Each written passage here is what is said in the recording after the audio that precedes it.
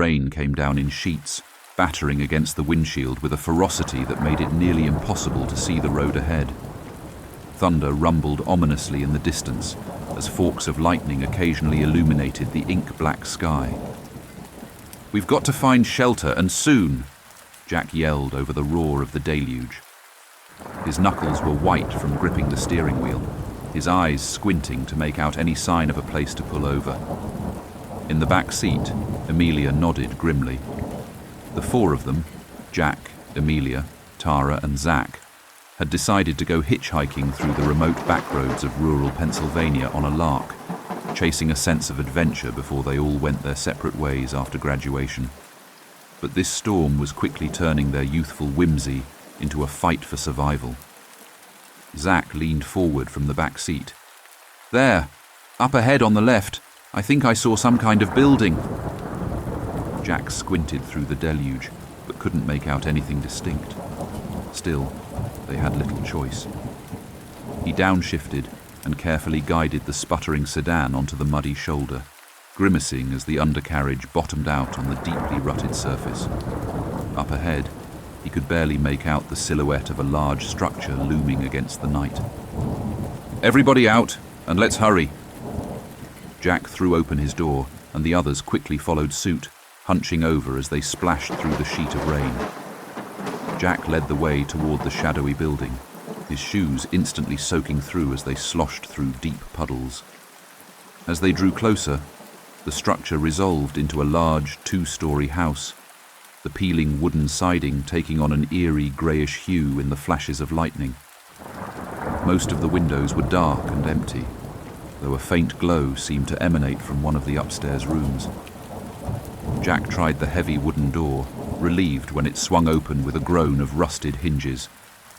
"Come on, let's get inside and dry off." The four friends hurried across the rotting porch and into the shadowy interior of the house. Jack fumbled along the wall for a moment until his hands found a set of old-fashioned light switches. He flipped them on, causing a pair of antique lamps in the corner to sputter to life and cast a feeble yellowish glow through the musty room. "Looks like nobody's been here in years," Tara murmured, glancing around at the thick layers of dust coating every surface. Cobwebs festooned the corners of the room like ghostly curtains, gently swaying in the draft from the open door. The group huddled together in the center of the cavernous living room, grateful to be out of the punishing rain, but unable to shake a deep sense of unease.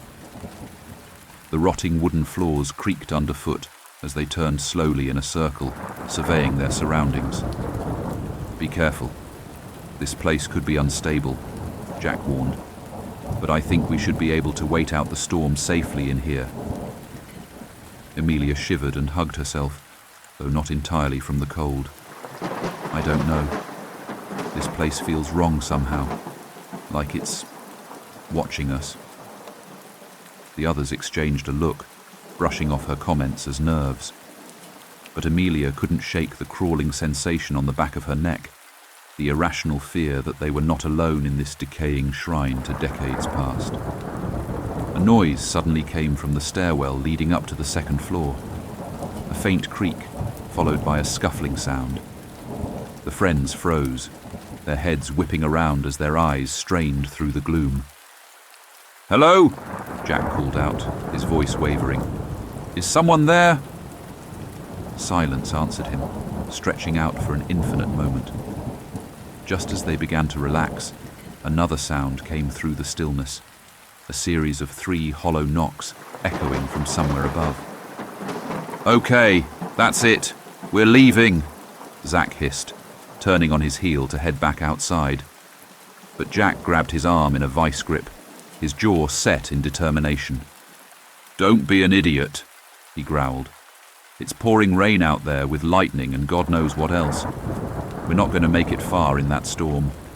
We need to find out what's making that noise and deal with it." Despite their fear, the others had to agree. With a resigned nod, Zach fell in beside his friends as they cautiously approached the foot of the staircase, straining to pierce the shadows above. The air felt heavier now, almost greasy against their skin. A sweet, cloying scent drifted down from the upper level, a sickly mixture of dust, mildew, and something else, something rotten.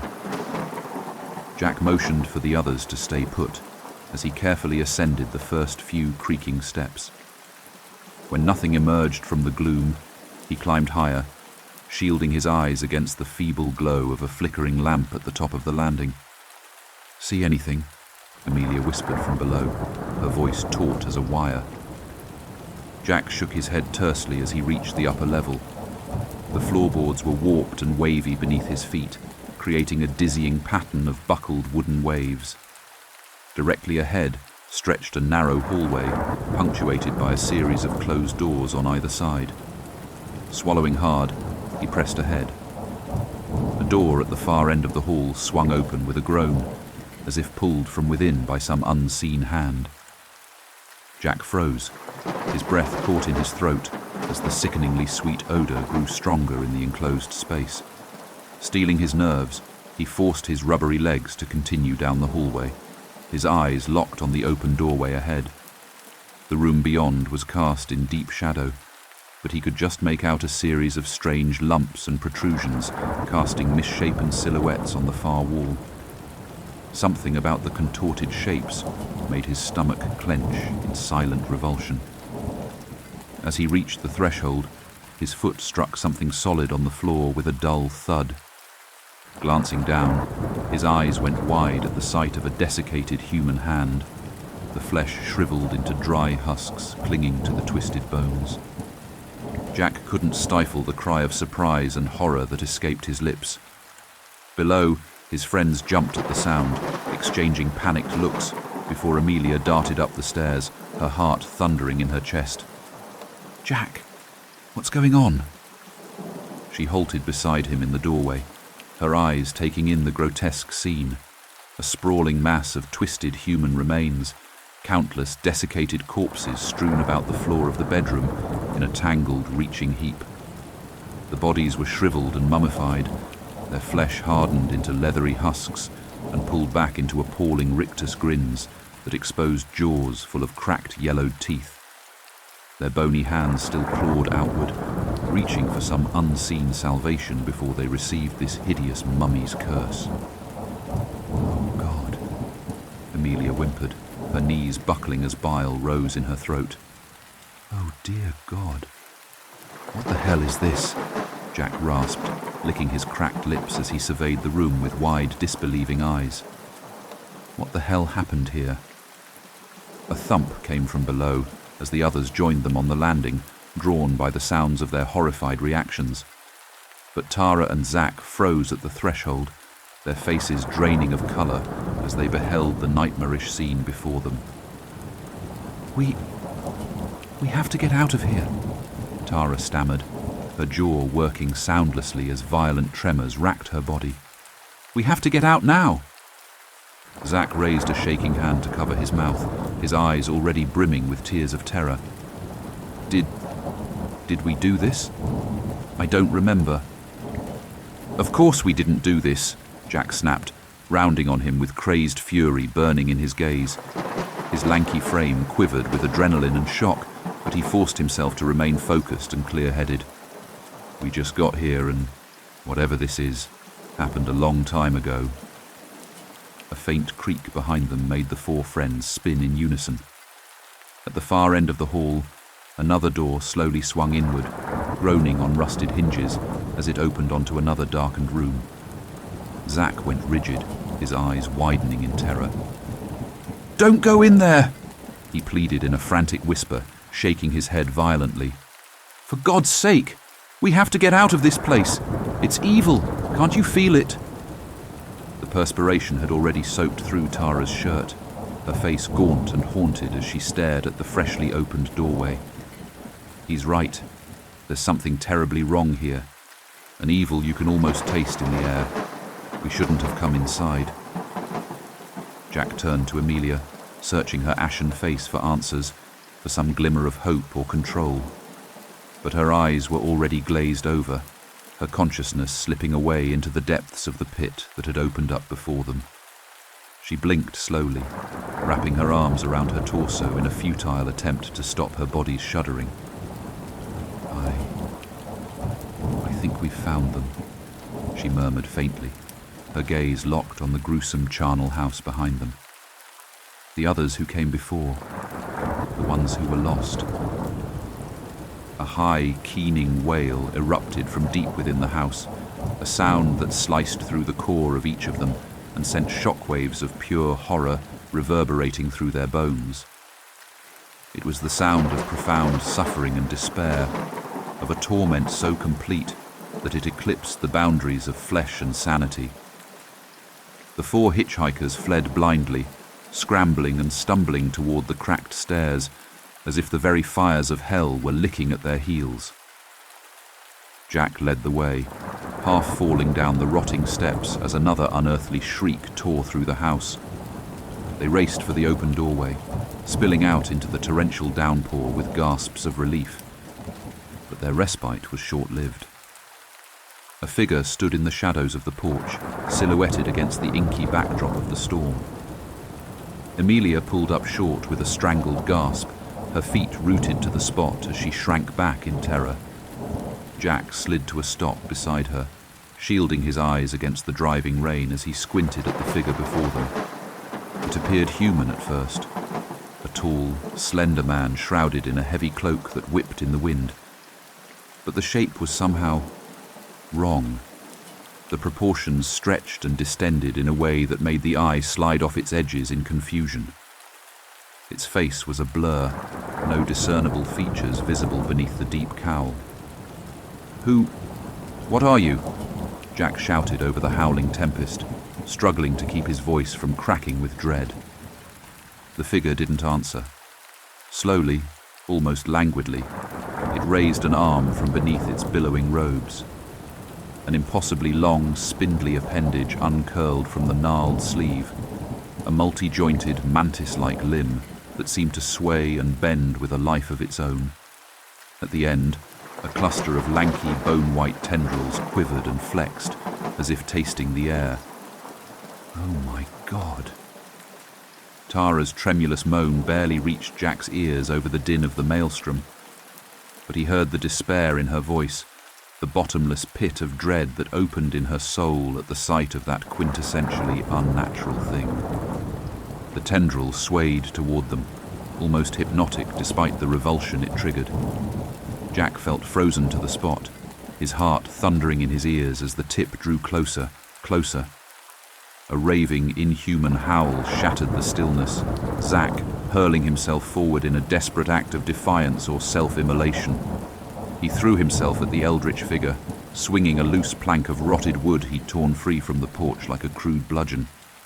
The makeshift weapon struck home with a sickening crunch, shattering several of the delicate tendrils. The entity let out a piercing screech that made the human's eyes water and their ears ring, the cowled head swiveling toward Zack with a jerk. He raised the plank again, his face twisted into a mask of hate and revulsion as he prepared to strike once more.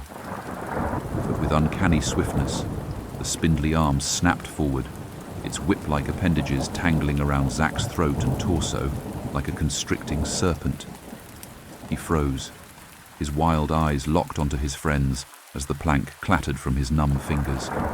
His hands came up to clutch at the tendons strangling him, his face already purpling as he let out a gurgling death rattle. "No! Zack!" Emilia screamed, darting forward with her hand outstretched in a futile effort to snatch him back from the Reaper's embrace. But Jack caught her arm in an iron grip, pulling her back.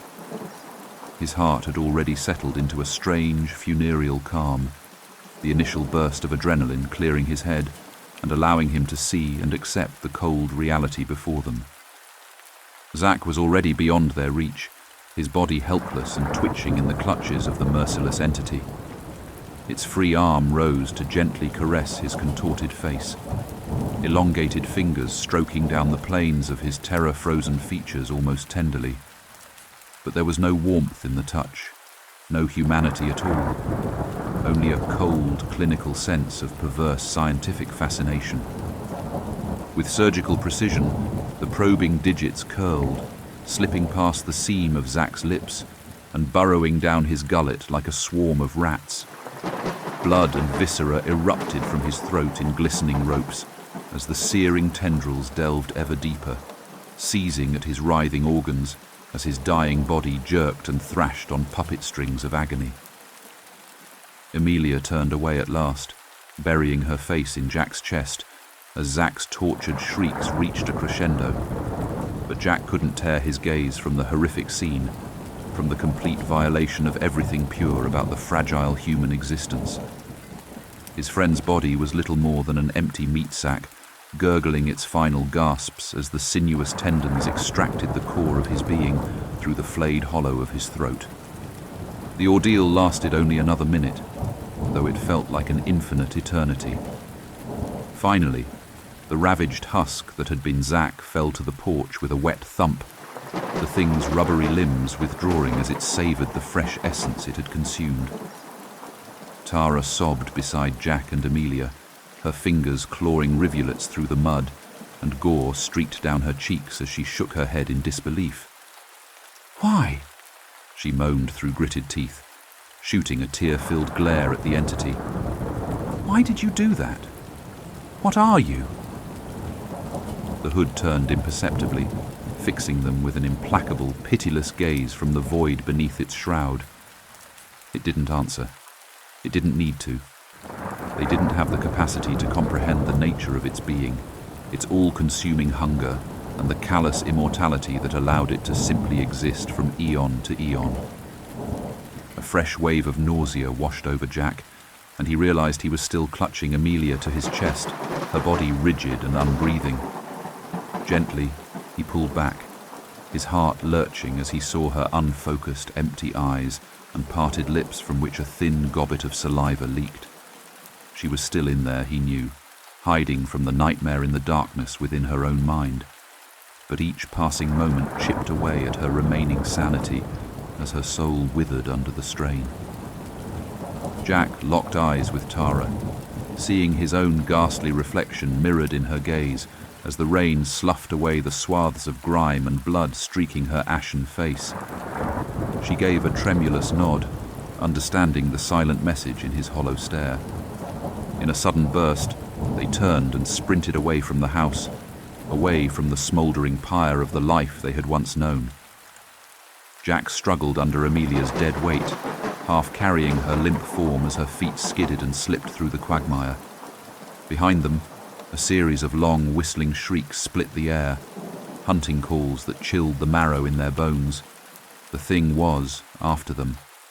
Thunder cracked like the end of the world, the sky itself shattered by forks of violet lightning that seared their vision even through tightly clenched eyelids. They ran blindly through the whipping downpour, tree branches clawing at their faces as they blundered through the shadowy woods surrounding the house. An unearthly howl reverberated behind them, a sound like 100 damned souls screaming in unison. They risked a glance back to find the entity emerging from the tree line, its tattered cowl billowing in the gale as writhing tentacles whipped outward, thrashing the underbrush into a frenzy. Jack's heart thundered against his ribcage as he fought to draw breath through the panic tightening his chest. Amelia was dead weight, her feet dragging through the mud as he half carried her stumbling form. Beside him, Tara's face was rigid with desperation, her eyes stretched wide in primal terror. "Leave her!" she screamed hoarsely, her voice nearly drowned out by the shrieking tempest. "She's gone, Jack! We have to run!" Part of him knew she was right, that holding on to the lifeless husk of the girl he loved was anchoring them both to this mortal coil, sealing their doom. But another part, the part that still clung to the shredded vestiges of hope, of humanity, couldn't let go. Not yet. He shook his head mutely, blinking away the stinging rain as he adjusted his grip on Amelia's slumping form. Her head lolled back, glassy eyes staring unseeing into the maelstrom as streamers of hair whipped across her bloodless face. A fresh burst of adrenaline lent strength to his leaden limbs as he surged forward, forcing Tara to match his heaving pace. Wet branches tore at their faces, drawing ribbons of blood from their cheeks and brows, in addition to the gashes already scored across every inch of exposed flesh. A deep, resonant boom made the earth shudder, momentarily stealing the breath from Jack's lungs. He threw a panicked glance over his shoulder to see the entity stretched to its full height, silhouetted against the torrent of rain.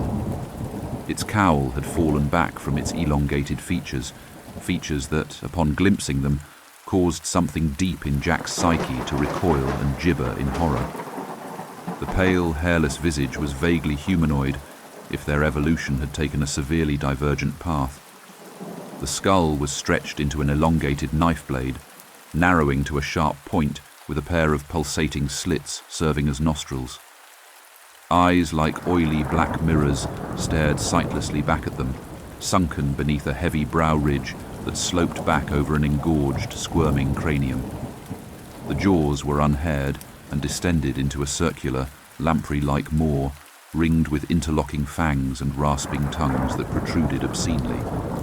But it was the sound that emerged from that grotesque visage that plunged like a serrated hook into their souls. A warbling, multi-tonal cry that blended the wails of the anguished and the shrieks of the bereft into an unholy discordance. Even over the howling storm, it sliced through them in waves, sending Tara staggering blindly until she collapsed in a heap, sobbing and rocking as she clasped her hands over her ears. Jack pushed on, boots slipping and sliding over mud and detritus as he fought to escape the hypnotic cesspool of pure torment that resonated from the thing's splitting jaws. But its call wormed into the deepest recesses of his mind, plucking at hidden chords of despair and hopelessness. His legs were wooden planks, trudging ever slower as the weight of his burdens, both literal and figurative, crushed down upon him. Just as he felt his grip on reality slipping away, a fork of lightning arced across the sky, imprinting a strobing afterimage onto his retinas. In that incandescent flash, he saw the entity flex its torso, the billowing robes parting to reveal a hideous explosion of quivering appendages erupting from its abdomen like the tendrils of some malign undersea polyp. A cold shiver lanced through Jack to his core. He had known in that moment that they faced not some supernatural creature of law, but an entity of science gone catastrophically awry, an experiment in trans-dimensional gene splicing that had breached the boundaries between planes of existence. He couldn't allow himself to be mesmerized by its grotesquerie, couldn't process the full extent of its alienness.